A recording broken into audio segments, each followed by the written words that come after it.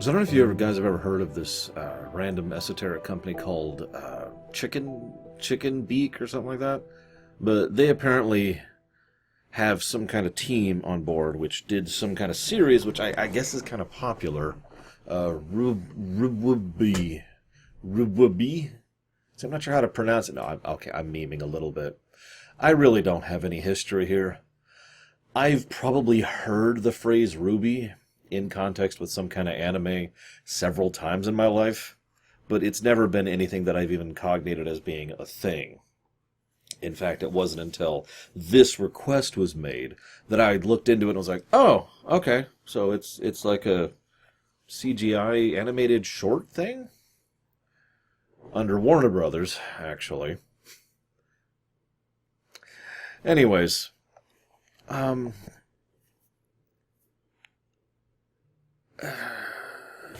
Man is still dead. Let's just make that very clear. I accepted this as a personal favor to someone who I know, who is cool, who is also a longtime supporter of the show, but he's a cool guy, and that's why I accepted this. Pretty much the exact same reason I accepted Magic Doka. So, don't expect much more from this, okay? I want to be nice and open and upfront about this because, well, this is definitely an outsider's perspective kind of a deal. I'm going to do the best I can to analyze this work as I do just about any other work of fiction. I'm going to fail at it. I have huge chunks of this 2-hour movie that I don't really have anything to say about other than what I have already said about it because, well, we'll get there. But I do want to say this before we get into it. I do want to mention something. Despite the fact that this is a clear and obvious case of episode 1, I don't mean Phantom Menace, I mean episode 1 of a series, and I do know that the series has continued past this point, although I have no idea how far. I mentioned part of the reason we're not just doing the whole series is because this one thing is 2 hours long. Again, half the films, actually I think more than half the films we'll be covering this year are shorter than this. You know, the films that came out in theaters. Time is a valuable asset, and one that I am finding myself having less and less of as I get older and worse and terrible. So, that's why we're just doing the one. It seems, at least this time we're starting with one, right? A lot of times you guys will nominate something. Some people still don't understand this. You guys, that is to say, my actual supporters, my patrons who support me through Twitch or through donations or whatever, they're the ones who decide what these videos are about and what we review with regards to video games. A lot of times what will happen is you guys will say, hey, can you cover the third thing in this work? Or the fifth? Or the second? And I'm like, okay. Sure, I'll play Dead Space 2. Have you played Dead Space 1? No. Sure, whatever. Shrug. I don't care that much. Anyways. At least this time we're starting with episode 1.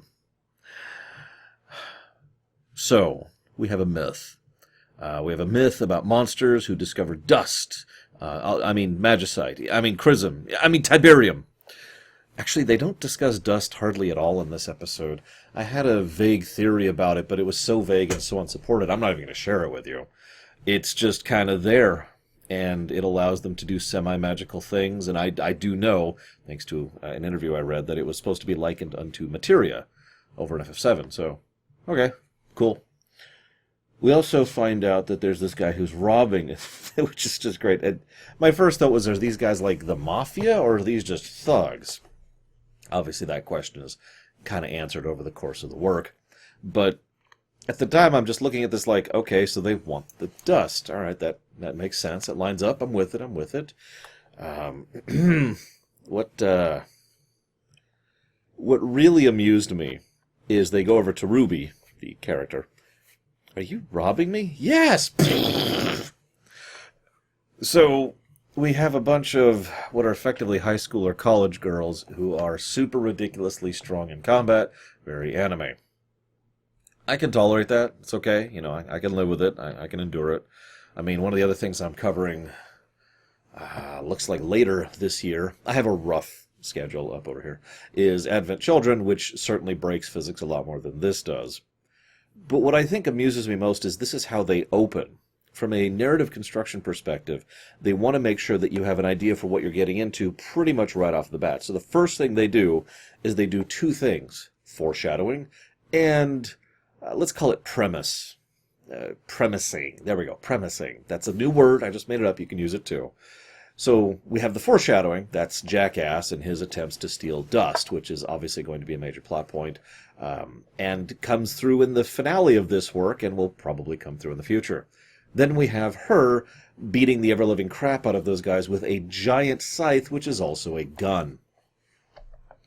See, like I said, you get immediately what... This is smart. This is smart construction. This then leads to her encountering a huntress and her being super jazzed about the huntress and just fangasming about it. Oh my god, it's so cool, can I have your autograph? And a jump cut. Now, I actually have this comment later because, I'm trying to study the work as I'm analyzing it. And one of the things I think they do best in this work is when to move the camera, which is about a matter of timing. Now, let me try and explain that a little bit. A lot of works will focus on where to put the camera or where to move the camera.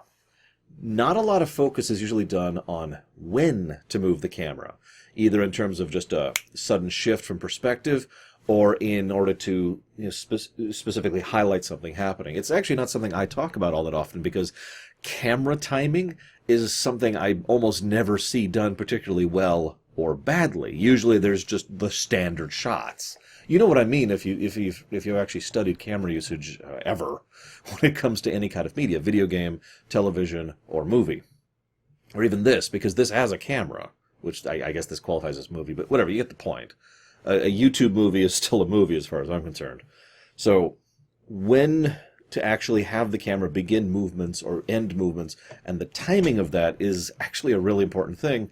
That's why most people use the standardized thing, so they don't have to think about it. And they could just do it normally, and nobody notices it, so who cares? Thus, really good camera timing is thus even more noticeable because it's harder to pull off than just doing the standard stuff. And that is a lot of what this movie does. This also contributes very well to one of the next things I want to talk about, the comedy. Looking at the list of films I'm covering this year, we've got a mystery film I'm not going to mention right now, two Pixar films, actually I think one of those is Disney. We got Back to the Future. We're covering Princess Bride later. Nightmare Before Christmas is on here. We've got several comedies that I've had to cover this year. Some of those I've actually already covered, which is part of why I'm discussing this like this. And it's really hard to analyze comedy. I do the best I can, see the Spaceballs Rumination from last year, but there's only so much you can do to explain the joke without completely ruining it. So forgive me as I attempt to explain the joke. For there are two major attempts at comedy in this work. Number one is the nonplussed, and number two is the timing. Nonplussed. This is easiest to explain by example. Oh my god, they're being ripped apart by animals which are actually made of cotton candy, and now they're smearing peanut butter all over everywhere, and isn't it weird and wacky and zany? And then it cuts to someone else, or someone else is still in the shot who's just going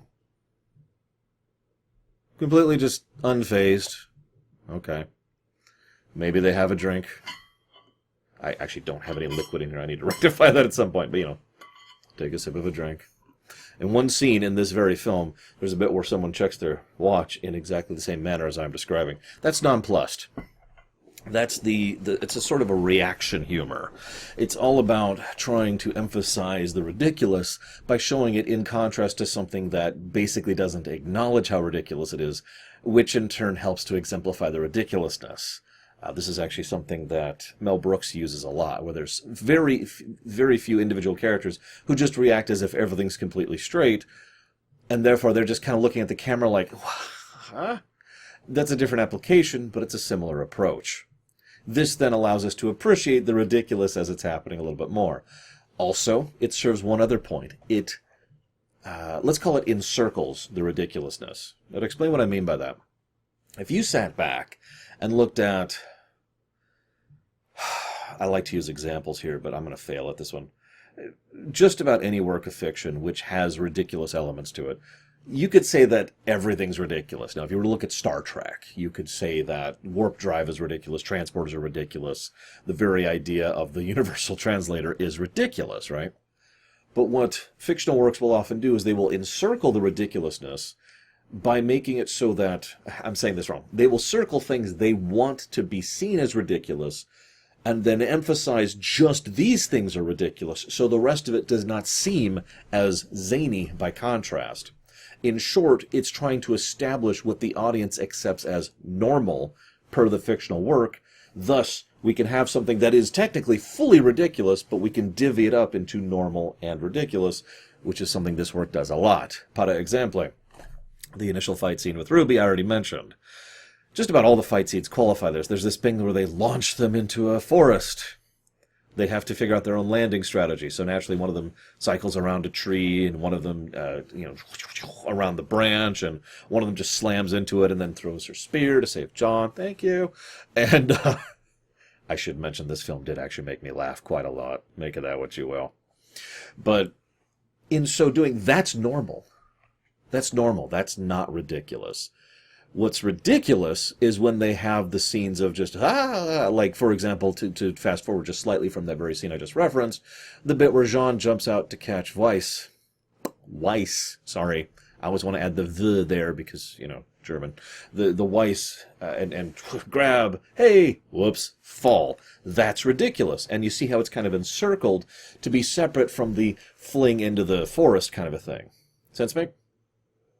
It's all about presentation, which is what this work nails in spades.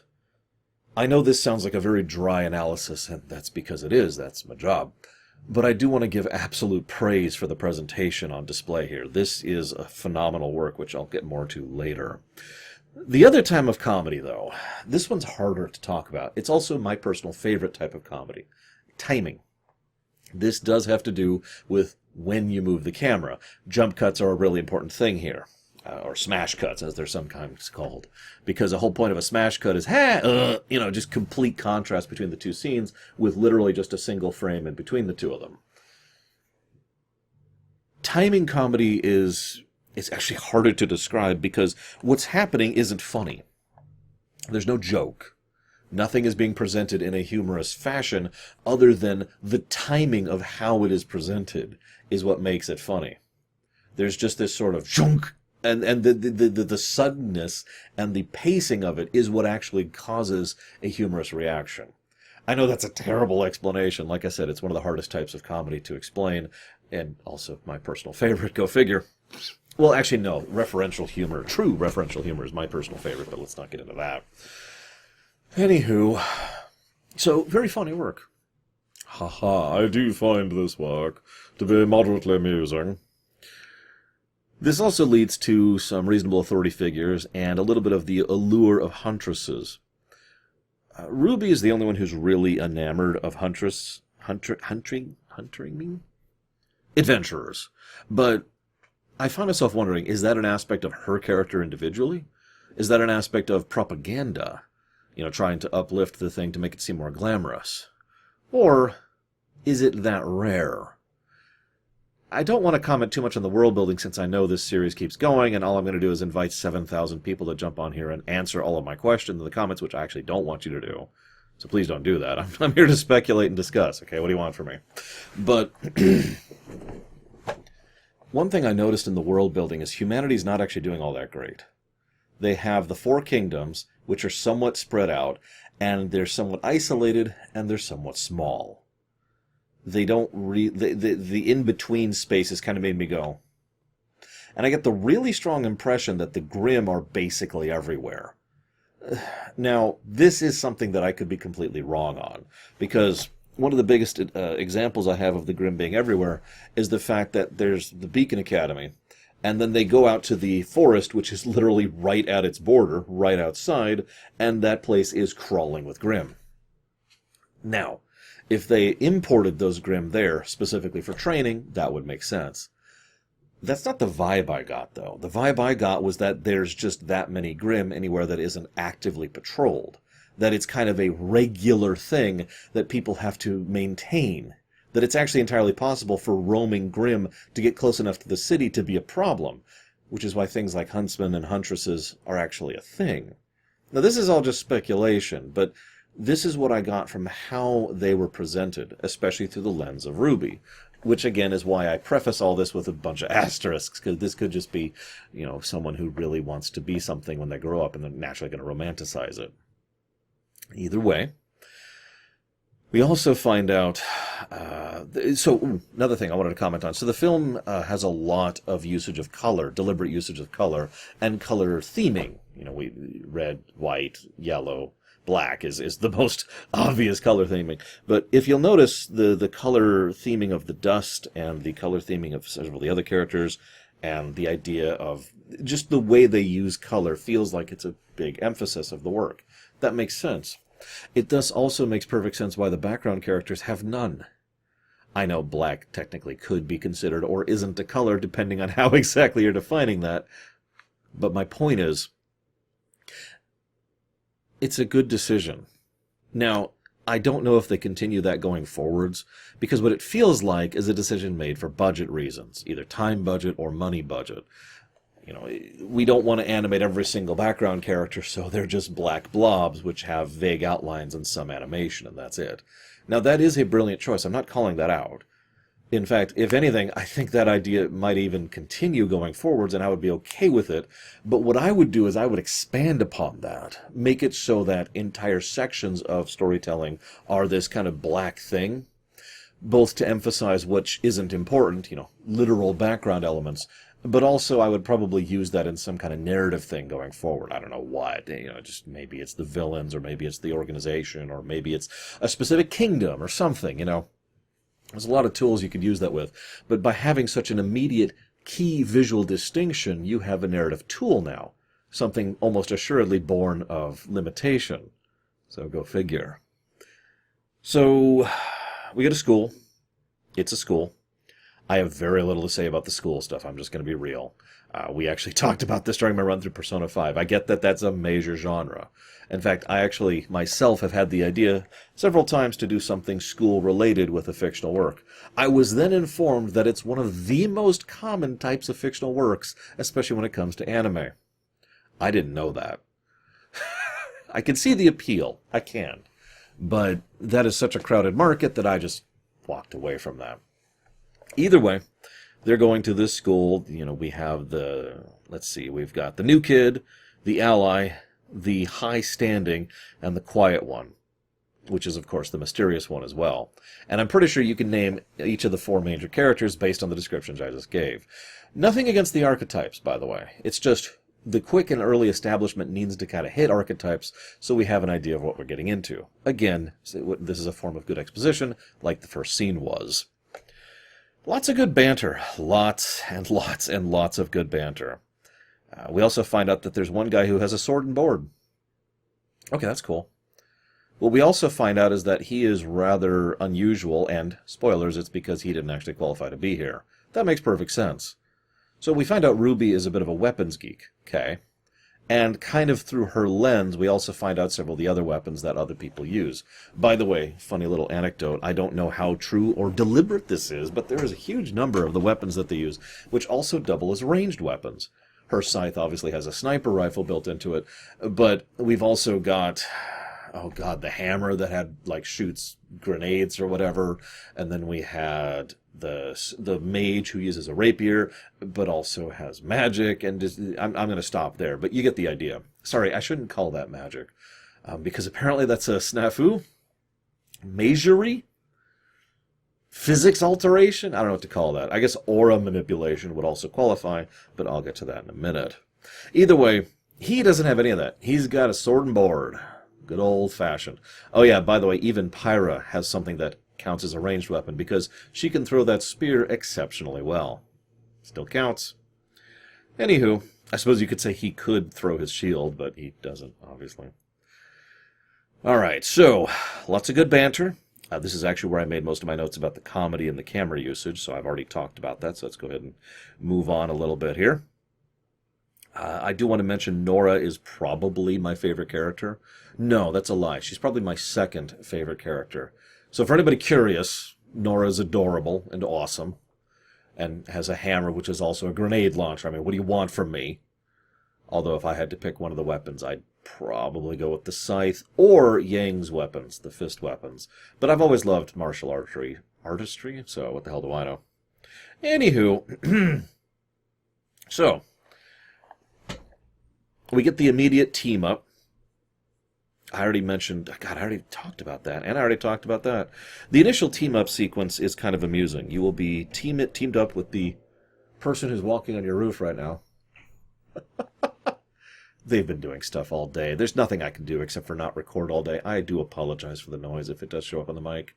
I will be doing some audio balancing to try and make sure it doesn't. The team-ups, the initial team-ups. Obviously, she really wants to team up with Yang, so naturally she teams up with Weiss. Wah, wah. That's okay. They're actually a good team. No, really. Ignoring the fact that their personalities actually work pretty well together. Which brings me to my next thing.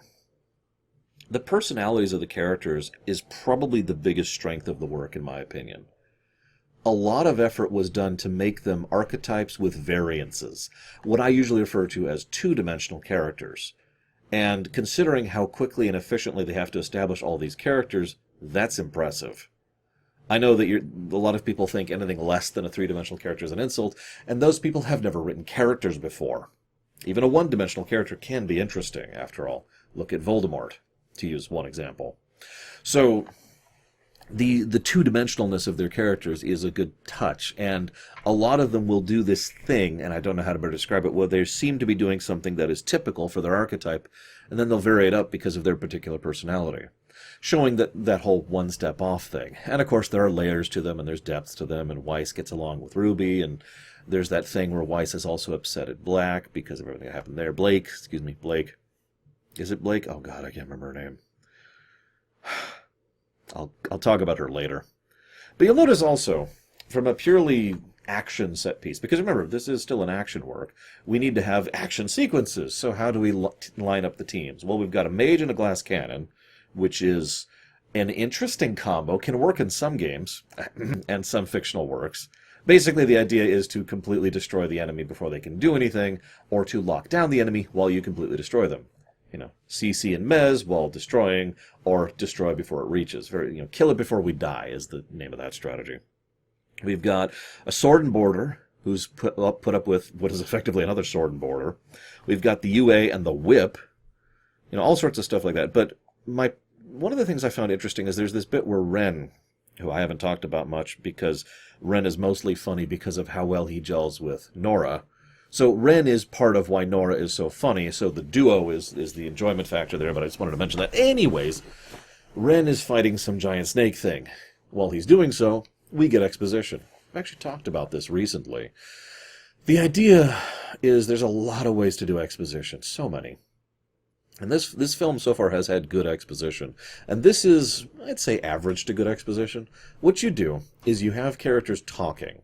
But rather than just having it a bland scene of dry exposition, you have something going on. So basically, the audience has something to enjoy watching while the exposition is happening. Sense make? This can also go very badly, especially if it gets particularly pandery. Looking at you, Season 1 of Enterprise. So, in this case, we have a fight going on while they discuss what auras are. Now, I mentioned auras earlier. Obviously, auras are not magic. In fact, near as I can tell, dust and auras are actually separate things. But anyways, auras apparently are their stamina bar, which also coincidentally kind of forms their HP bar. I'll talk more about that in a minute. It's a cool idea. I'm with it. Anything with a soul has an aura is established here, by the way, which also establishes that the Grimm do not have auras. Huh. That chainsaw also does not have an aura. Sorry. They go and get the chess pieces. Cute. Which chess pieces you picked determines which group you... Which piece would you pick? Ignore which teams line up with each other. Don't try to pick knight because you want to be with Ruby. If you were just given a chessboard and told to pick one of the pieces, which would you pick? No judgment, I'm just actually curious. My first thought would be queen, admittedly. Go ahead, make fun, it's okay. But of course I would pick the queen first. I am a glass cannon who is also the biggest point of vulnerability in chess. My loss is devastating, but I can also accomplish a great deal. My second piece would probably be a knight, because maneuverability. Oh my god, really? Do you have to do that right outside my door? They're moving on. Nope, now they're coming back. At least they're doing it on a weekend? Wait, that's even worse, isn't it? Shouldn't they do that during the weekday? You know, this is where I mentioned the ranged thing. They also start using combo attacks, which are very cool, actually. The scene where they fight the eagle and the scorpion is actually probably my favorite overall combat scene in the whole work. As usual, I don't have much to say about an action sequence because there's only so much you can analyze about an action sequence without getting into the really nitty-gritty of actual choreography, which actually I do find fascinating, and I wish I could do more choreographic work in my life. No, really, I used to actually do it just for fun back when I worked in TV productions, both at school and immediately after, back when I was a kid in high school. But the point is, you don't want to sit here listening to me talk about how they use the balance point of one character who is being used in order to toss this other character there so that the main meat can shove here, which also means that their movement moves in this way, and you don't want to hear me talk about that. So instead, let's just move forward to ask, what the hell does patch mean? Well, Baron Evilface is looking at a map. He's got it lined up. I love the fact that there's the stupid cops and the cops up here. But the thing that really caught me was patch, which is out on an island. What the heck does that mean? It's not explained in this. So then they bring a monster into the class, naturally. This then leads to some good camera work and some good character work. This is also when Weiss and RWBY decide to start burying the hatchet and working a little bit more closely to each other because both get the discussion that they need from teachers who actually give a damn. And oh my god, teachers that actually give a damn. I don't even know what to make of that. That's just such a weird, unusual thing. But it's cool. It's cool to see it. There's also this great bit, I have to mention this one, where she's giving this big... Nora is giving this big discussion about this horrible thing she went through and at the thick of night, and Ren's like, it was day. It was two monsters. Oh my god, she's been saying this for... The two really are the funniest grouping in the entire work. Please, stop that. Please, please. So... Aura being used as an HP thing, and the tournament idea. This is the next thing I wanted to talk about. So we've got our resident bully, because of course every school's got to have a bully. And they offer to break his legs. Kind of wish they had, but let's not get into that. And as they're talking about it, ideas, the faculty member mentions the idea that they actually have official tournaments where someone can call a fight once someone's aura gets down to a certain point, when their stamina bar has been drained that far. And that just sounded so fascinating that I had so many ideas based on that. A way of tracking someone's ability to fight in a literal mathematical way, effectively giving them an HP bar, so you can have fights of conflict and a coliseum and everything that is both necessary and helpful about such a thing being a part of blood sports, without the blood, without the killing. That just is such a cool idea. Because then you could have people have ways of competing in a violent manner, which doesn't get too violent. It doesn't go over the top. It doesn't result in death. It's not used as, the gladiatorial thing. But it's still gladiatorial. I don't know, that just really worked for me. I love that idea. Anyways. So, the next thing we see is that Jackass is in fact a jackass, the bully I mentioned. I didn't even write his name down, and I'm not even going to mention it, because screw him. Oh, I lied. I wrote his name down. I'm going to pretend I didn't see that. There we go. It's gone. It's gone. No name here. Instead, this is really awkward. Can I put this down? Thank you. Instead, what we have is a bit of quick and dirty exposition, because he pulls on some ears saying, hey, I told you they were real, which now shows us the kind of things that faunas are, like. So, I'll talk more about that in a second, but no, I'm just going to say it now. So, I always assumed Blake was half animal, that those were ears instead of a ribbon. I assumed that from the first time I saw her, immediately. At no point did it even occur to me that that was a ribbon. Maybe that's the art style, maybe that's just my presumptions, maybe I'm a moron, I don't know. But at no point did it even occur to me that she was a normal human. So in my mind, and what I wrote down was this is our second showcasing of the faunas, immediately before we get the down and dirty exposition on what the faunas actually are. Okay, I'm with it. We find out that there was a war. We also find out that that war was recent. Class struggles. Yay. The greatest of things. By the way, apparently Godot is the one teaching this class. I don't know. So this then leads to Jean and his big confession. Now, I haven't talked about Jean so far because I don't have a lot to say about him. He's a lovable idiot. He himself calls himself that. That's it. That's it. He's the butt of the jokes. And yet what we see is he's also a moron on top of that, because he is a failure and a self-acknowledged failure, and he wants really strongly to be the big, tough hero guy. And you know what that means to me? Boy, I've been there. I actually would love to know how many of you don't have to answer publicly or in the comments section, relate to that mentality of being a failure, like I am, of being worthless and stupid, like I am, and wishing so desperately that you could be so much more than you are, like I do. So he suddenly is the POV character, out of nowhere, which, wow, a bit of a shuffle there. We also find out that he lied to get in, and then he gets blackmailed by a person whose name I definitely didn't write down. This then leads to, thankfully the blackmailing thing doesn't take too awful long, but at the same time, at least they're like, hey, we're going to get this stuff, and we're going to smash it on her, and she's going to be attacked by wasps. Isn't that going to be funny? And I'm like, dude. I've noticed that a lot of fiction tends to portray bullying in a rather unpleasant manner. Now I know what you're thinking, well, yeah, bullying is terrible, and you're absolutely right, but I'm phrasing it wrong. There's a work, which I will not mention the name of, mostly because I forgot the name of the movie, where bullies decide to try and bully someone by running over his bike while he was still on it. He barely gets off the bike in time.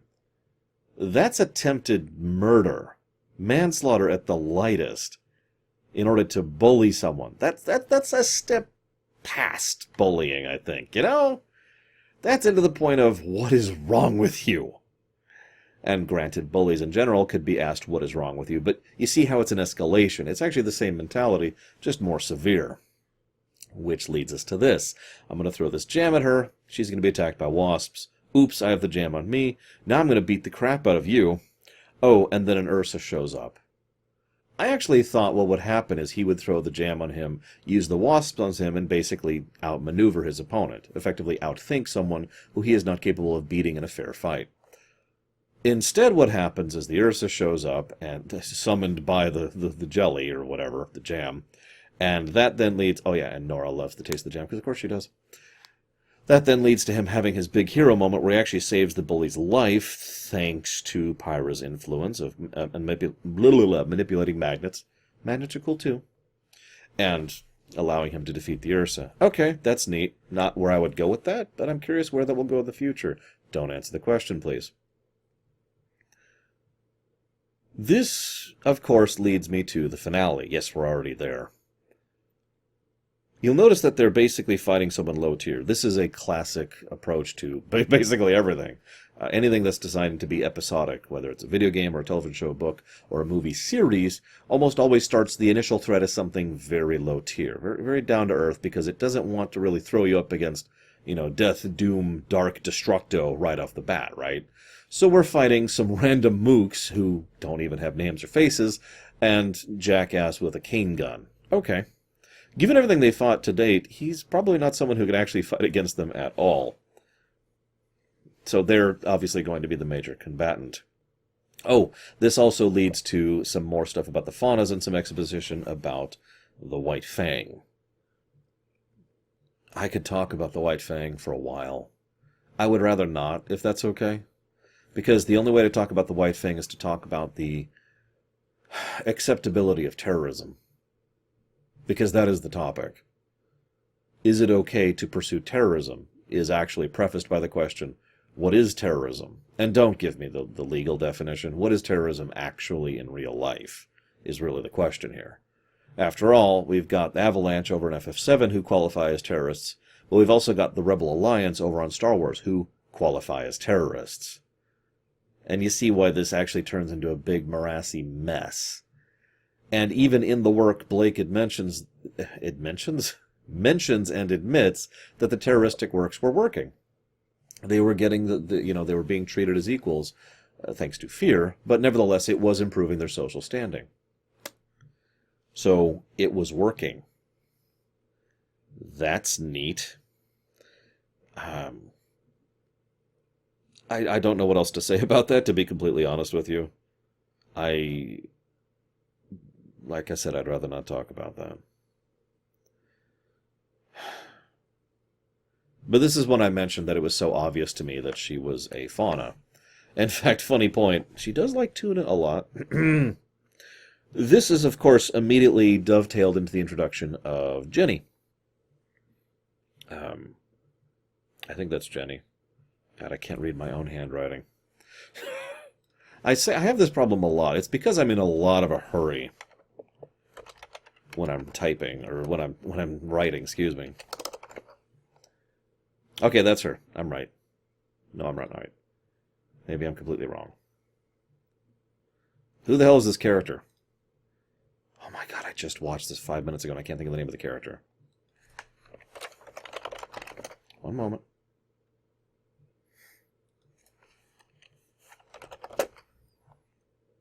Penny! Penny with a P! God damn it. Frickin' stupid. It's been a long day. At least they seem to have stopped to think. Is that a P? That does not even remotely look like a P. I can see the any. So Penny's a robot. Now, the note I actually have written here just says, I didn't know robots were a thing in this setting. And I was going to talk about how interesting it is that apparently robots are normal and, blah, blah, blah. And then I noticed that no one seems to call her a robot. In fact, I realized that I was apparently wrong. Obviously, she's not a robot. She's just weird and quirky, just like Ruby was at the first. So, okay, that makes sense. Then the fight happens, and then Penny is... Oh, I wrote her name down here. It's a lot easier to read. And Penny is clearly a robot.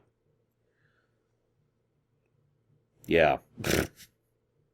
It's just funny to me because she's so... Like with Blake, she's so obviously a robot right up the front that I didn't realize it was supposed to be a twist. Anywho, we have some exposition about the White Fang. Oh, there's this nice little bit where Weiss mentions, the innocent never run. I actually have a quote up there, if you'll forgive me for sharing it with you. This actually, I'm going to restructure the quote just to make it fit. Everyone runs. The innocent run because they don't want to be blamed for something they didn't do, and the guilty run because they don't have any other choice. Credit if you recognize the quote. So then we have the Mook fight. Oh, by the way, even the nunchucks are guns, because everything's guns. Everything's a ranged weapon in this. Not everything. The guys don't have ranged weapons. I'm kidding. Obviously, it's just like 3 people who don't have ranged weapons. Although I couldn't tell if Yang has a ranged weapon. It was hard to tell. This is when Penny pulls out her magnetic telekinesis sword thing of awesome. Probably the coolest thing in the whole work so far. Because the way she uses those is brilliant and awesome. And she literally pulls down a gunship by herself. So she's super awesome. Then we have a good character scene, and then we have some foreshadowing in the next episode, the end.